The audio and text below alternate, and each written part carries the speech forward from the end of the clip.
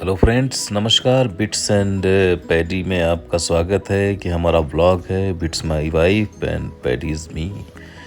हमारे घर में सुबह अम्मा जी पूजा कर रही हैं, सुबह उठ के स्नान ध्यान करके। सुबह का समय है। कल हम रायपुर से बैकुंठपुर लंबी यात्रा करके आए थे, जिसका व्लॉग मैं आपको जल्दी ही भेजूँगा।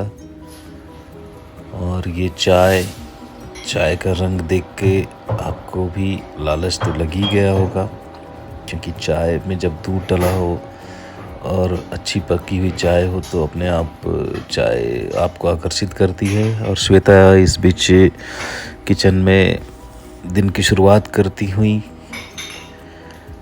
आगे बढ़िए।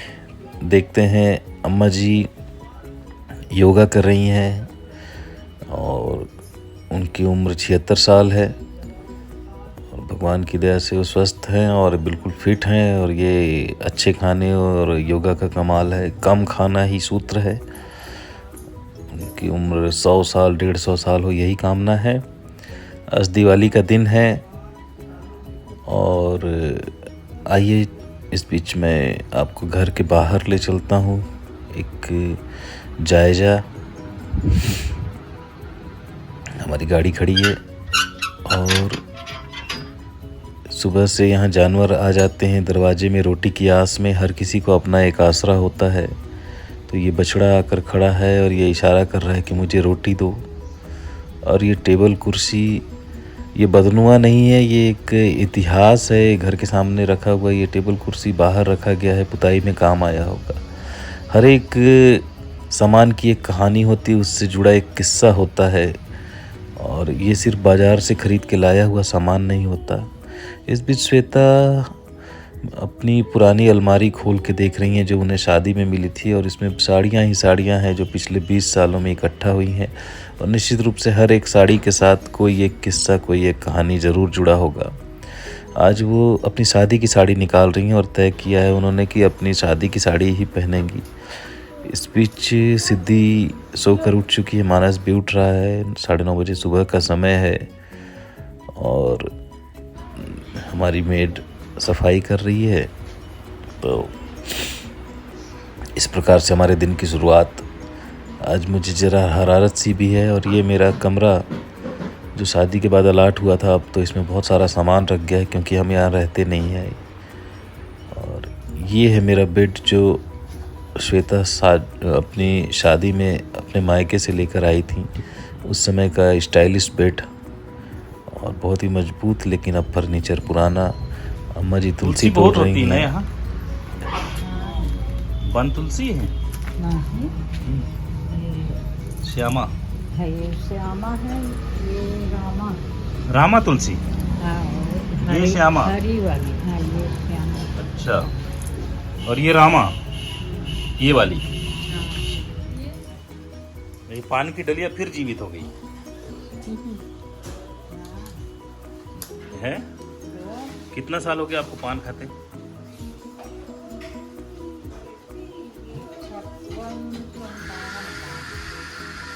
बीच में तो बंद कर दी थी ना। बीच में 2.5 साल लगभग बंद। इसमें क्या क्या डाला है? चना, पत्ता, सुपारी और तम्बाकू। तम्बाकू।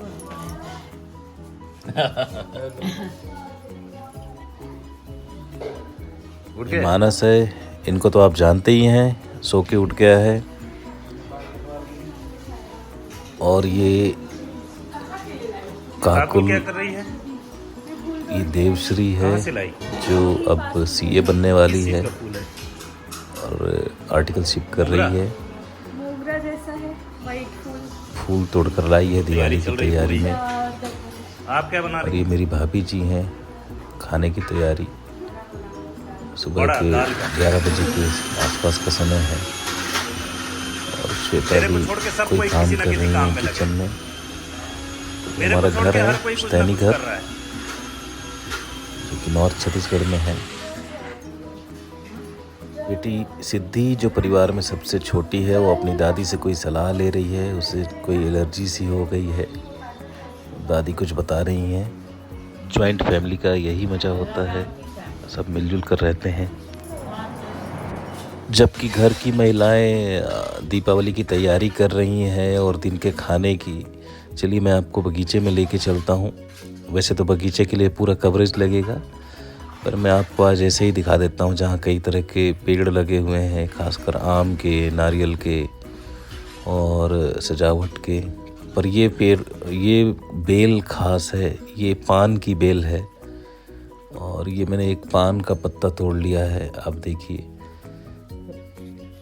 ये पान वैसे तो बरेजों में लगता है और जिसे पान उगाने वाले लोग बरेजों में उगाते हैं, जो कि झाड़ियों के मचान से बने होते हैं, जिन पे ये पत्तियां चढ़ती हैं। इन्हें ठंडी जगह की आवश्यकता होती है। दादी को बोलना मेरे लिए बनाएंगे।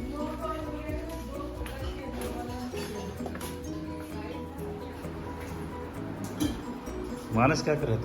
कुछ नहीं, दोस्त लोग को विश कर रहा हूँ।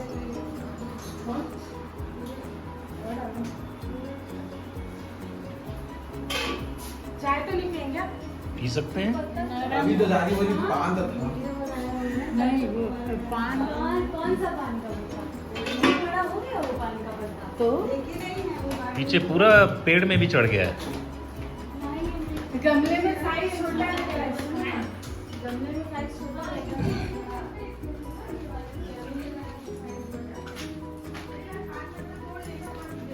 ये पूरा पान घर का। पूरा घर का पान है। हाँ, तो बड़े स्तर पे आप इसको करके खेती क्यों नहीं करती? पाकिस्तान एक्सपोर्ट करेंगे तो ये आपके काम भर का पान इसी में निकल जाता है। हाँ, लेकिन उतना स्वाद नहीं आता है। बरेज वाला पान जो इसमें रखेंगे इसको मस्त से सजाएंगे।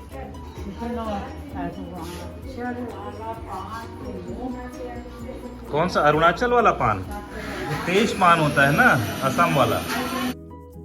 अम्मा असम के पान को याद कर रही हैं, जो मैंने उन्हें शिला पथार से खरीद कर दिया था। देखने में बहुत सुंदर पर बहुत तेज पान होता है, उसका स्वाद बहुत तेज होता है।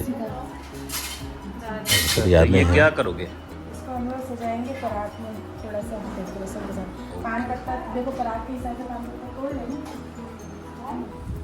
और ये मुझे एक अतिरिक्त चाय का कप मिल गया है। चाय मेरी कमज़ोरी है, मैं बैठकर चाय पी रहा हूँ और अम्मा मेरे लिए पान बना रही हैं। तो हम अपने घर का उगाया हुआ पान खाएंगे। बहुत ही स्वादिष्ट पान है ये। हालांकि ये यहाँ पे दादी की सामग्रियाँ हैं जो मैं बचपन से देखते आ रहा हूँ। इसी डलिया में दादी ने कभी चेंज नहीं किया। ये डिब्बियाँ ओहो नॉस्टैल्जिया फील करा देती हैं।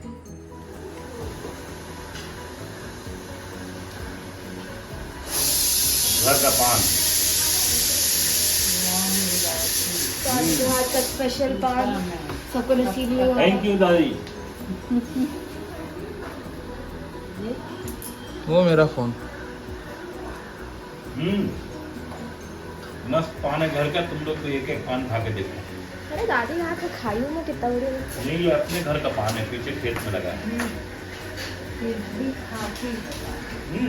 जब दादी के साथ सुबह उठ के चाय भी नहीं, मुझे सिर्फ दादी के हाथ की पानी पसंद आती है, हर जगह की नहीं खाती। दादी सबको चाय पिलाना सिखा देती, सिर्फ यही सीखी, बाकी कोई नहीं सीखा। नहीं, और चाय पिलाने में किसी को नहीं।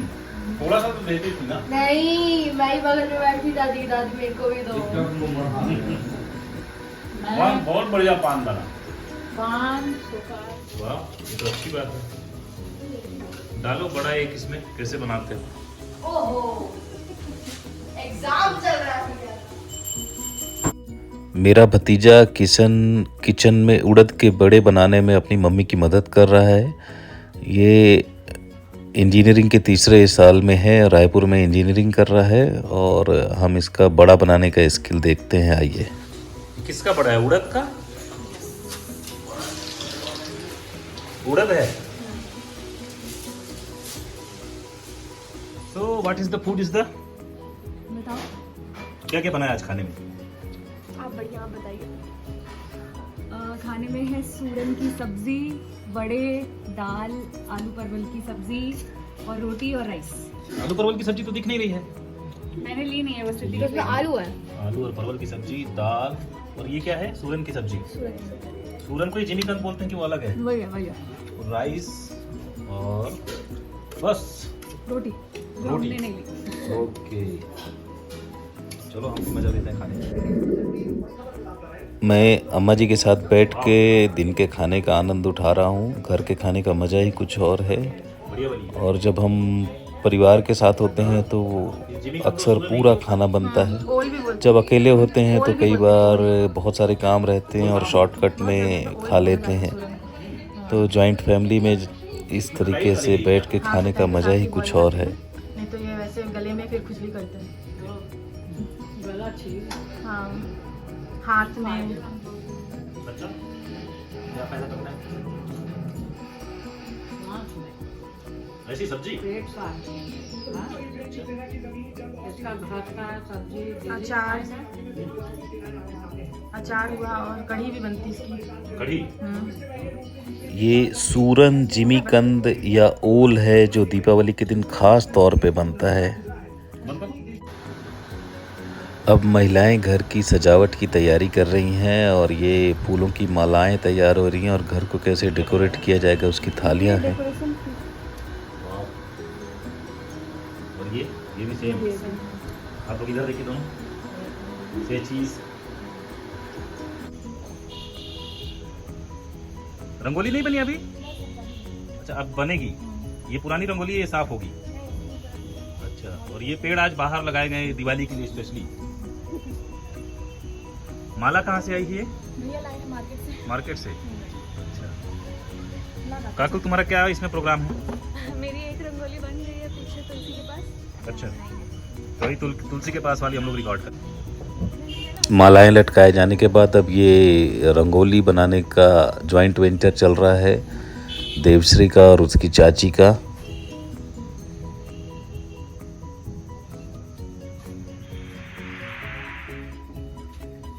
ये तुलसी चौरे की रंगोली है जो देवश्री ने दिन में ही बना दी थी, शाम के समय 4-5 बजे। और अब रंगोली बनाने का काम काफ़ी एडवांस हो गया है, लगभग कंप्लीट, और फिनिशिंग टच दिया जा रहा है। और ये बच्चे बड़ी उत्सुकता से देख रहे हैं, इनके लिए कुछ अजूबा।